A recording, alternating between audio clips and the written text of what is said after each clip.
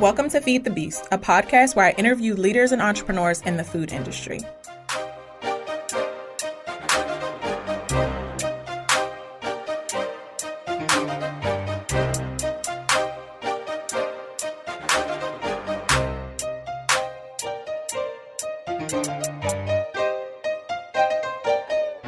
This week, we have George and Pascal of Dorpare Tea. Thank you both for coming. It's our pleasure. Thank you very much. Really excited to have you. So before we get started with the interview, we're going to play a quick game of this or that. So I'm going to give you two food options, and you'll say which one you prefer and why. And we'll just alternate questions. So one person will get to choose, and then the next person. So we'll go back and forth between options. So the first one, I'll give to you, George. Wine or beer?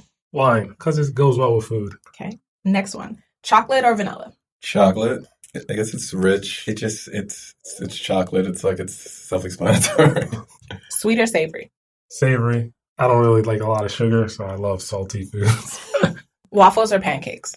That's a hard one. I guess waffles. This the texture is kind of cool, and you can have like a crispy waffle or a soft waffle. So you can't really have like super crispy pancakes. So Pizza or pasta? I would say pizza. Just an American favorite. Everybody loves pizza. Coffee or tea? Oh, Pascal definitely likes tea. I would say coffee is more like need-based, but tea is like anytime. Like our ginger tea you can have any time of day. It's the perfect relaxing. Yeah, that's kind of my go-to. Great. Well, thanks for playing the game with me. Hope it wasn't too bad. No, that's fun. Thank you. It was fun, yeah. So I'm curious to know more about your upbringing, and I know you all were inspired to start this from your mother. Can you share more about growing up and your experience in your household with food? Well, I guess since I'm older, I'll start because I have more experience. But overall, just like our family's from the Caribbean, our parents are from Haiti, and just Haitian culture, food is a big part of your culture, inviting guests over, the different types of cuisines, the variety of foods that we had. It was really important because we cooked, and like my mom had me working with her in the kitchen from a young age, and then it kind of continued on with my siblings. So very important, and I just love to eat. So, yeah. And then what is the connection with ginger? So in my family, we're from like the South here in the U.S., but ginger was huge for us too as medicinal. So helping with flu, if you're nauseated, stomachache, everything. But can you talk more about growing up, how you all related to ginger? Oh, for me, Pascal, for us growing up, it's very similar to your experience. There were like maybe three things that were very essential, but also dreadful. You would have fish oil, and this was like pre-fish pills, fish oil pills, all the supplements you have now. It used to be Scott's Emulsion, so it was biggest serving spoon you can find of Scott's Emulsion, white fish oil, and that's what we had if we were sick. Castor oil, my mom would use kind of to rub castor oil on us if we weren't feeling well as well. She'd mix it with Vicks, which is very weird. And if you were lucky, you'd get sent to school with the Vicks smell still on you, like a fresh coating of that. And then ginger tea. So ginger tea was kind of the part of that cure-all package I just spoke about. And it was just, everything was ginger tea. Like if you weren't feeling well, cold days, you just needed something to warm you up. Kind of like an after meal or before meal tea for my parents especially. Like we really only enjoyed it when we were sick, or not really enjoyed it. But that was the same thing for medicinal purposes. We didn't really know of those properties when we were kids because we were younger. But as we grew up, kind of connecting back, of course, to just our parents, our culture, being in different places. I was in college. George was a professional between Texas and Florida. So those are things where we would kind of just buy some ginger root and chop it up the same way our mother did. So, and can you share more about your educational backgrounds? Okay. So Pascal went to school in Florida, Johnson & Wales, which is interesting. I was a business major, but it's known for being a culinary, a major culinary institution, like Emeril Lagasse, attended classes there. Tyler Florence was another chef that went there. So I still kind of was able to immerse myself in the culinary. Like roommates, friends were pastry chefs and, learning to be just personal chefs, restaurant chefs, etc. But I was a business major, but that's kind of a cool connection for my educational background, but also for school. So yeah, for myself, undergraduate school, I went to Johnson & Wales in Providence, Rhode Island.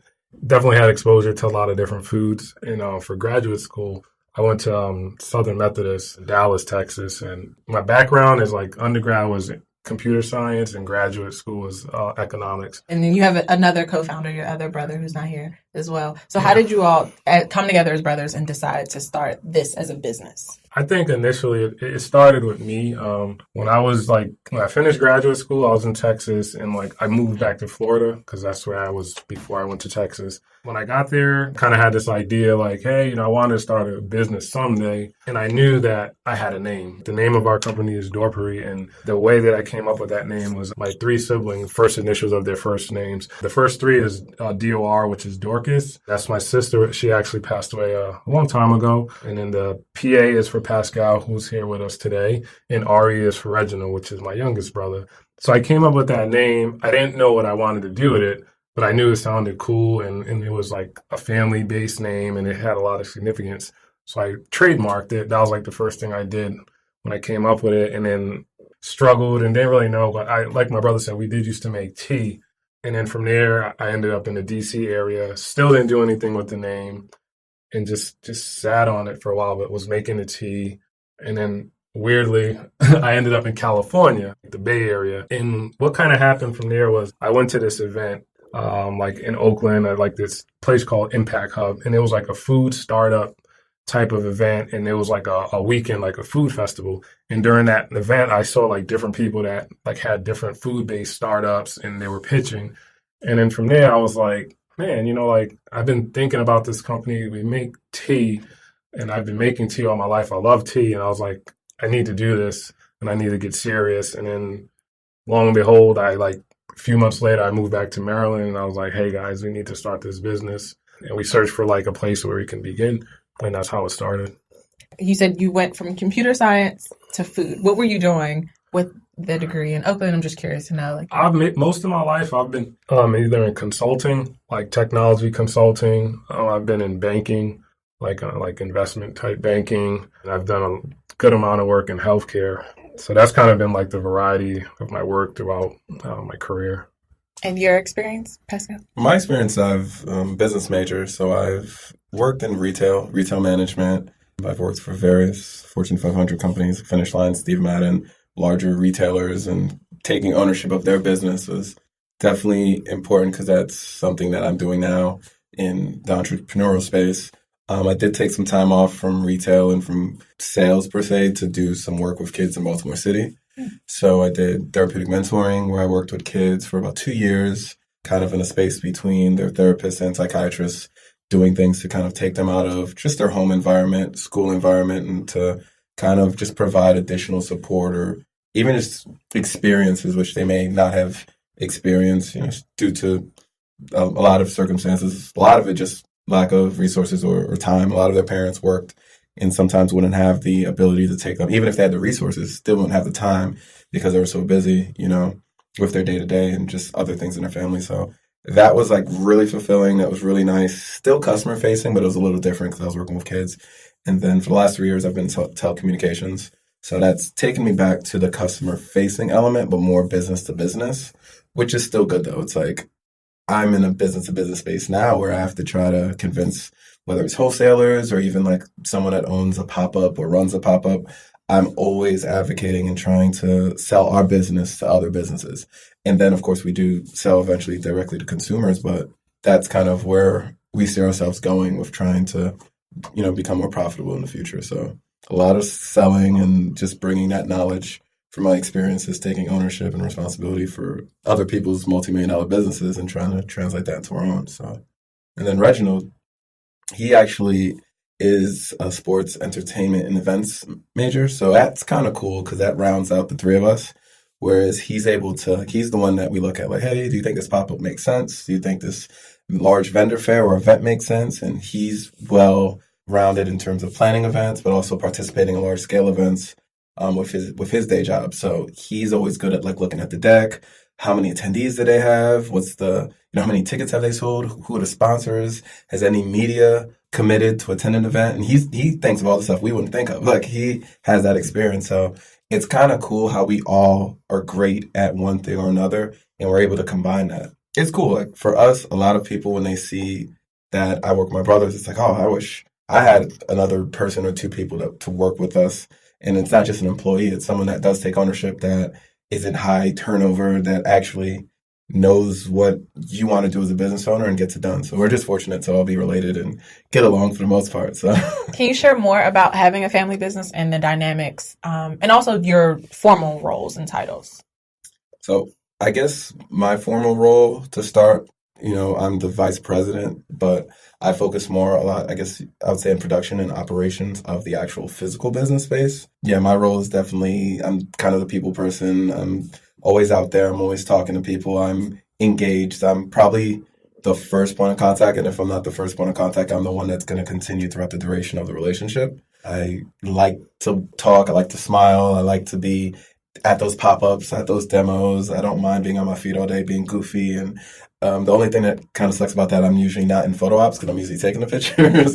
So I manage the social media at the moment, which is harder than a lot of people think. It's definitely a challenge to coming up with content. I respect people that are content and creatives that are able to put stuff out hourly, if not, by the minute. It's crazy. What is your strategy, I guess, and what platforms, I guess, are you leaning towards? Or our strategy definitely is in progress. A lot of it is just trying to be as authentic as possible and wanting to organically grow our followers, and definitely not just organically grow and seek out people, but also just meeting someone and turning that person that you actually meet into a follower of your business in more ways than others. Not just following me on Instagram, but making a purchase, coming to a pop-up. That's kind of sometimes that's the coolest thing. Meeting someone, it's like, I follow you guys, or you guys are the three brothers that make tea. It's like, I've never met you before, and for you to be able to be like connected to us is great. So I think right now it's just being organic. Definitely taking notes from people that are either experienced or that look at our social media, and if they constructively provide criticism, we take it. But we need to increase the amount we post. A lot of people say the more you post, the more people will like. That turns into a follower or two or more. The strategy has been definitely use stories, use hashtags, creative hashtags, and relative hashtags. Don't just hashtag the hot topic. Like Cardi B is great, but it doesn't make sense for me to hashtag Cardi B because she has nothing to do with our tea. So unless she wants to try some. But I think that's it. Just day by day, learn as much as possible. And we just need to post a lot more. We'll be posting a pic with you, hopefully, too. Definitely. So I actually found you all through Instagram. Okay, cool. I think before you became members of the CCE here at the Enterprise Center. So I don't know how I found you, but it's working. And now I'm definitely a target tea lover. So, but I wanted George to talk about your role as well. I guess I would be like the chief executive. I work on anything that has to do with like trademark, working with our CPA, working with like business licensing, regulatory issues, our e-commerce, any of our sourcing, everything that has to do with making sure that the lights stay on and the bills are paid, and anything that helps us to progress from a business perspective. So I'm always working on paperwork. We do events also, I help out with the tea, making like the manufacturing process. Pascal does a lot of that now. So a lot of that, just me thinking about more like what's the vision for the company, what I think we should be doing in regards to how I want to grow the business, and what are our next products, and then figuring out how we can like just understand how to do that, how to accomplish that goal, and maybe learning who we can communicate with and who to establish relationships with. So I'm probably more quiet than Pascal, but that's just like a reflection of different people having their areas of improvement and strength. One of his strengths is like being really social, and I think just through his career path, he's been able to develop those skills. Opposed to me, I've been more like a quant analytical person. So that just, was kind of natural progression for me to work on the things that I've been working on in the business. Reginald, I would say if anything, if Pascal's like the vice president of operations, I'll say Reggie will be more like the marketing, like vice president of marketing and like field marketing, because he has like that experience in working in field marketing teams. And just like Pascal was saying, looking at the decks, understanding the different venues, the offerings of different events, and making a determination whether or not we should do it based on his understanding and just kind of his history and background in doing similar events. I think overall it's a good layout. We all kind of like understand each other. We know what we're good at and things that someone else is better in, and we try to like, leverage each other's strengths to try to make the best approach. And like marketing, like I said, Pascal, he does our social media. Instagram, we use that heavily. We've been experimenting with MailChimp. That's going to be more like trying to get email blasts going, develop more of our user base, and and figure out different ways to engage with people and just kind of our community of followers, but not just as followers. Because one thing we do, which I notice a lot of companies don't do, is they don't follow anybody. We follow people that have general interest in us. We follow them as well because it's about relationships, it's about engagement, understanding, and we don't feel like we want to have this great list of followers and nobody else is valuable or is important, that we shouldn't give them our time or give them opportunity to show what they have to offer, because you never know how you could collaborate with someone. But when you just think, well, I just want 1,000 followers, I'll follow 20 people. That doesn't make sense, because that's like a one-sided relationship. And I don't think we're that way. And I think that's helped us in our strategy and in having like an organic following and growing our business, is making sure that we recognize, acknowledge people and make an effort to understand who they are and learn about them. Great. So when did you start the business? How long have you been operating? I would say a little over 2 years. So I would say legally like February 2016. That was like our official launch day. So we're just a little bit above that, about 2 years and 2 months. And you started in DC? In DC, yes. Okay. And then how did you go from this recipe that you got from your mother to an actual product? Prior to us setting up the formal business, and it's kind of funny with George, because when he went to California, I was still in Maryland, in the DC area, and we had this dehydrator, bought one. We didn't really touch it. I don't even know how often you used it before you moved, but once he kind of got back, we started brainstorming, and I guess the whole Silicon Valley tech startup world it was kind of like, if they can do it, why can't I try? Especially you see with the IPOs, a lot of people are selling you an idea. They don't even have a concept or a physical product. So once he got back, we just started testing out stuff. Like, he'd buy a bunch of different apples and slice up the apples, dry them out. And, that doesn't really have a good taste. We tried. I always have the one flavor I always had that was good. That was our first true flavor, was the pineapple, ginger pineapple. That was the one that it was like everybody agreed, like consensus. This one is really good.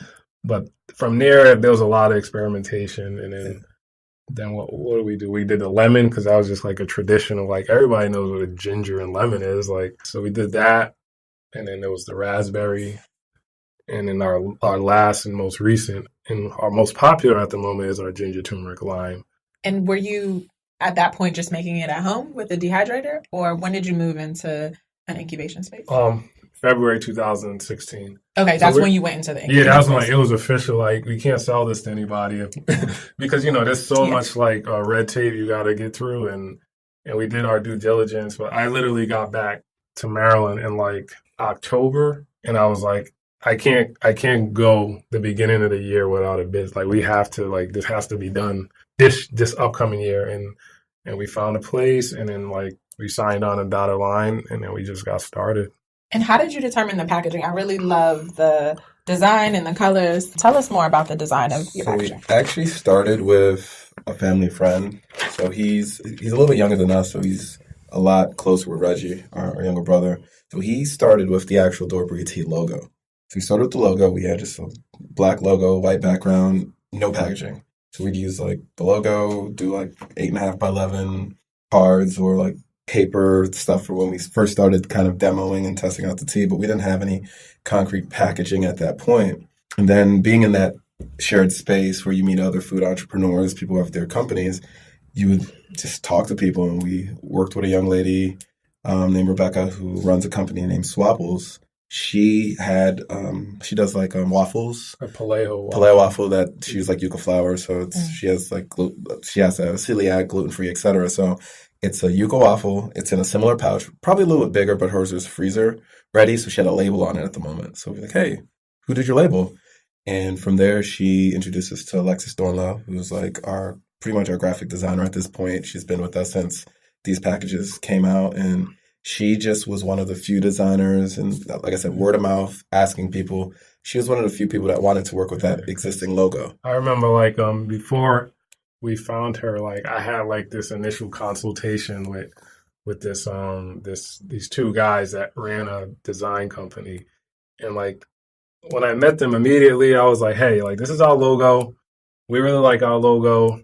what do you think? Like, can you work? And he was like, well, I think I might have to do a little refresh and kind of like was just deviating from where we wanted to go. And we felt really passionate about this because, not once it was like, what does the name mean? It was more just like, I don't think it fits with my design style. And I kind of told my brothers, I was like, I don't think, because for one, it's going to cost us money. I just paid somebody and they threw out like outrageous price to like refresh my logo. And I was like, no, I'm good. And we just kind of was trying to figure it out. And like Pascal said, we ended up being introduced to Alexis, and she looked at our logo. She's like, "This is great," And it just kind of was like, it was just natural, like energy connection. She was enthusiastic about it, and we felt comfortable. We didn't feel like, man, like this person's gonna try to like change everything about our brand. But like she saw what we had, and she was like, she came up with like maybe 6 different like brand like designs for all the 3 flavors we had at the time, and they were great. And then we saw this design, and we were like, it just was very self-explanatory. You can look at it visually, it's in the bag. It's very vibrant, it's clean, it's elegant, I guess I can say,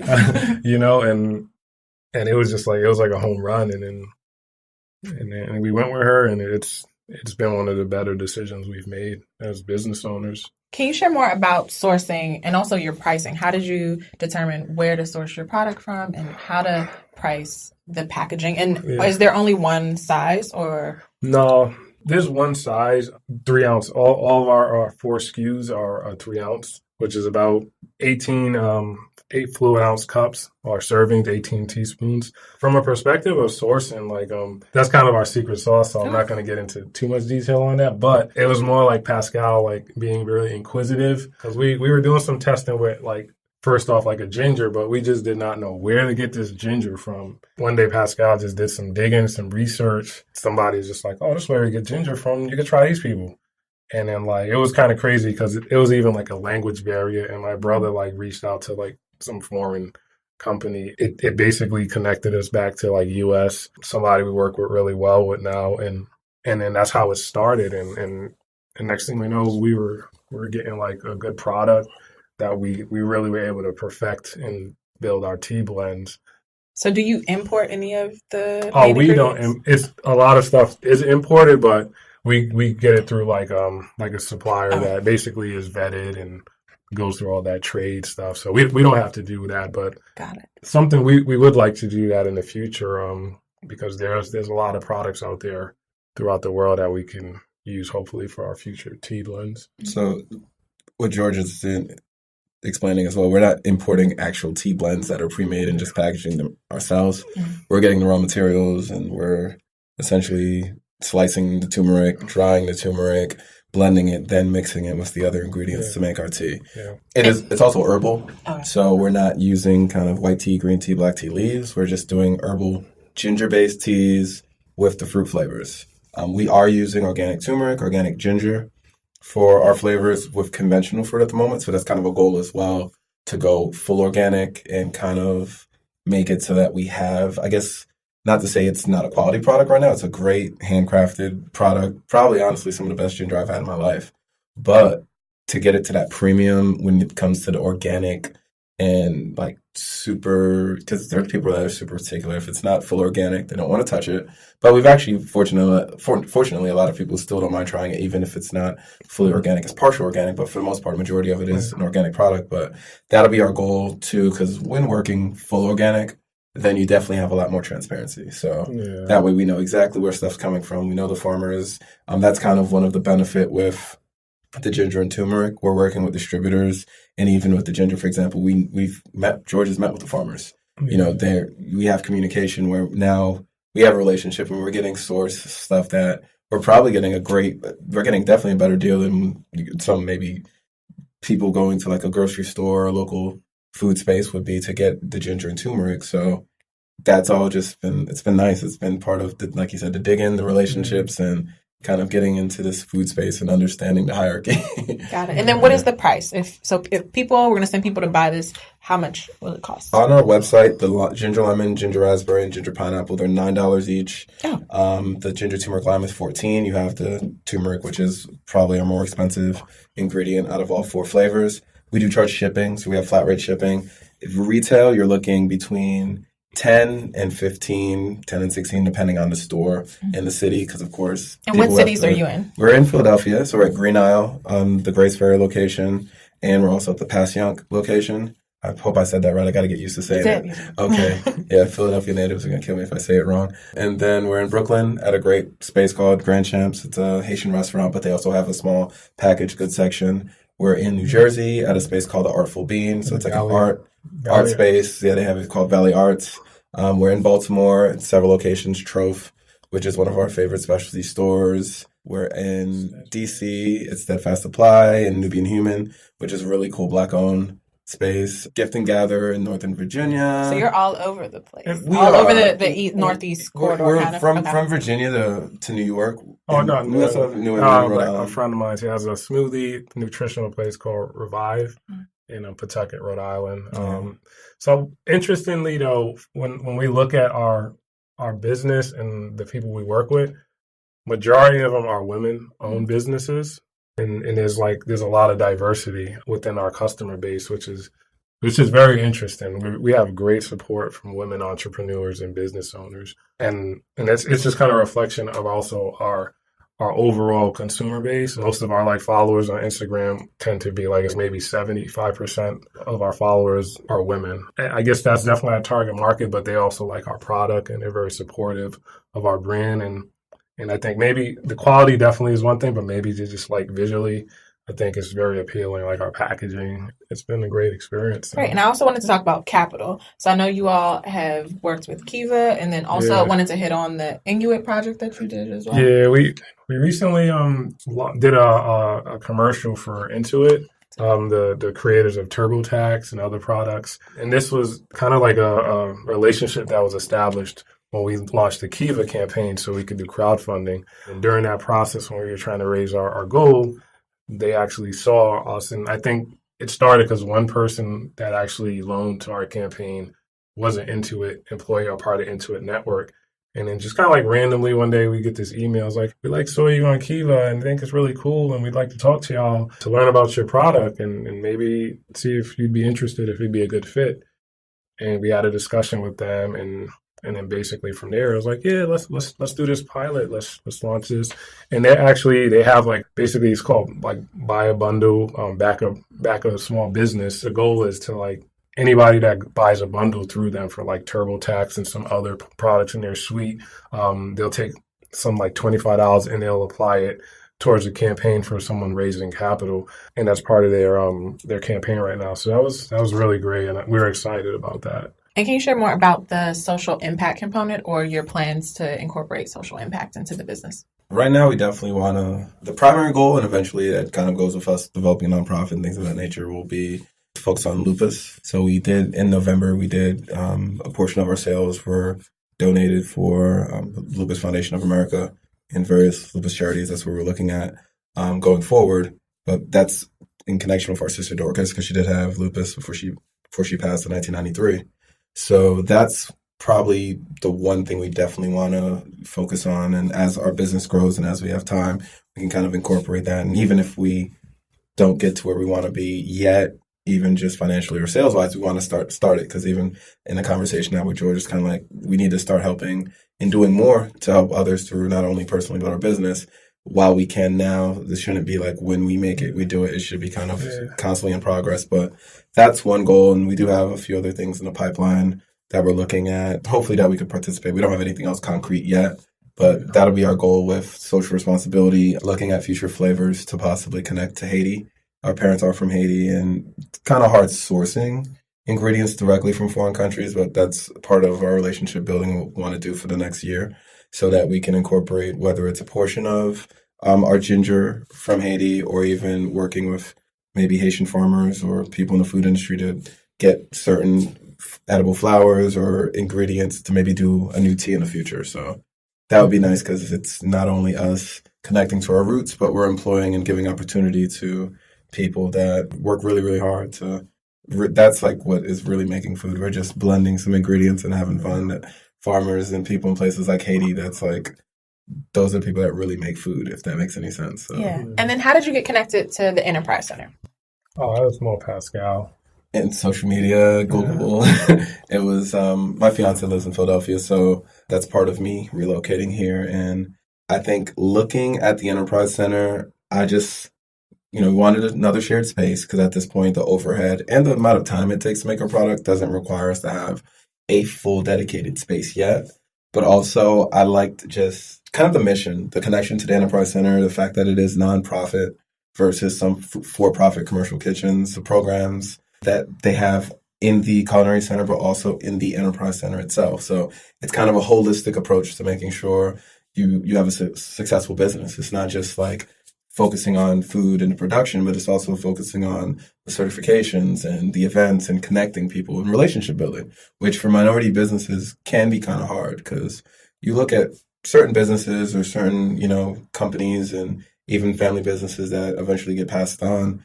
Those relationships weren't made yesterday. Those relationships and those partnerships between different families have been in the works for generations. So when somebody has an idea and they're part of a certain network, it doesn't take much for that idea to get funded or any attention. Mm-hmm. So we wanted to be in a space where it was friendly for all businesses, but also friendlier for minority businesses. It's important. So that's kind of what drew me to the space. And then working with Kim and Val and meeting with them was kind of, once I got to meet with them and I learned about the vision and even just Doris's, Miss Hamilton's kind of dedication, how she wanted to make sure that, she kind of left a piece of what her family amassed to help others. And it was kind of a no-brainer. And what do you see as the long-term vision for the company or within the next 10 years? Do you see most sales being online or through store partners? I personally, I would like a combination. I definitely would like store partners because there's a lot, at this point, we have a lot of smaller specialty stores that help us, and it's beneficial for not just us, for them, because, their margins are a lot slimmer, and having a distinct, unique product helps them, give them an advantage. But also, places like that tend to have a deeper connection with the community and their customers, opposed to if you go to a large market chain, it's basically one fish in the ocean sometimes. And so I definitely want to foster those relationships, but I also want to capitalize and benefit off internet and e-commerce, because it helps us to sell tea to anybody. And that gives us it gives us diversity, and as well as kind of hedges against if you don't get a big contract or you lose a big contract, having a diverse revenue stream is important to us. So being in both areas, I think, is critical for us. To add to what George said, I think also with us, it also depends on product lines. For us, the tea in the dried format right now with the stand-up pouches is great because of shelf life and shipping. Yeah. We can ship it anywhere. Yeah, we actually got a place in Alaska. Yeah, we do actually have okay. Have you done any international shipping yet? Not yet. Okay. And that's kind of something that we want to look at because we want to make sure with laws, and Canada would definitely be a great We get a lot of interest from Canada. Yeah. But we've had customers who travel in and out of Canada that have said, is there anywhere I can get it in Canada? Do you guys ship yet? So that's definitely on our list, our priority list, to kind of look to see what's the best. I guess it has to be advantageous for us and the customer to make sure that it's cost effective for both parties, but also just looking at product lines and things like a brewed tea, coming up with the formula, and not just really the formula because we already have it. We brew our tea and provide it in pop-ups and sell about a cup sometimes, but making sure that it's shelf stable, it's safe. That's the most important thing with food. That's top priority. And just trying to figure out the best way to present it because we want to make sure it's brewed right, temperatures are right, it's bottled. So, but that would probably definitely rely on either wholesale and or just kind of grab and go accounts. So we could, depending on how we brew it and how we make it, we could sell it through e-commerce, but that would probably be where those partnerships and those stores and those convenience stores, campus locations, in a place like Philadelphia, you have so many great higher education, institutions. Those would be the places we want to be in within the next, sooner than even 10 years, within the next 2 to 5 years, if not sooner, so that we can, as George said, diversify, our offerings and kind of our streams of revenue. So in 10 years, I would hope to be known for at least dry ginger tea, and if not, be one of the top spaces or companies where people, when they think ginger tea, they think of us. And from there, definitely be national in terms of our dry tea, and definitely doing great regionally with like a brewed product. So Great. Well, can you tell everyone where they can find you online? How can we purchase the tea, and where to find you on social media? So on social media, Dorpare will get you to our Instagram, Twitter, Facebook. If you search Dorpare, it'll bring up our Facebook page directly. And can you spell that for them? Oh, absolutely. It's Dorpare. So that's how you can find us on social media. Our website is www.dorpare.com. As we mentioned, Green Isle, if you're in the Philadelphia area, is your go-to spot at the moment. We're working on some others, but they are our first and only at the moment that carries it in both of their locations. And if you go to our website, there's a store locator area where it shows all the different stores by state that carry our product at the moment. Great. Well, thank you both for joining me today. It was great to learn more about you both and the business. Thank you for having us. It was a pleasure, Chelsey. Pleasure. Thanks. Hello everyone, I'm Ryan Martin, the production consultant for The Grit Live. If you enjoyed this episode of Feed the Beast, please share it with the world. If you have any feedback or would like to be featured on this program, please email us at thegritlive@gmail.com. Join us Thursday, May 3rd at Eats for Equity, a special fundraiser showcasing the Center for Culinary Enterprises and some of the businesses that you've heard on the Grit Live's programming. For more details, visit e4e2018.eventbrite.com. That's the number 4e 2018.eventbrite.com. Thank you for listening.